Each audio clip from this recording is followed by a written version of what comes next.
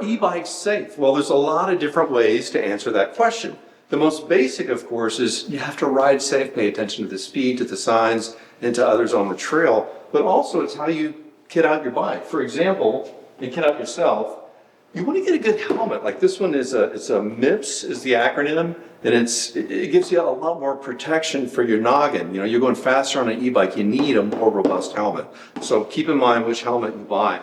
Also, most of the modern e-bikes come with a pretty nice light. Like this one here is a U-Free Stellar Falcon. It's an excellent bike. It comes with lighting. But if you're commuting on a big trail, maybe there's rabbits, maybe it's just dark at night, you might get another little light like this one. This is it's a well-known brand. It has about 1,400 watts. It quickly mounts to your handlebar, and it'll light up the whole path in front of you. So are e-bikes safe? Yeah, safe as you make them or not. So a little preparation goes a long way.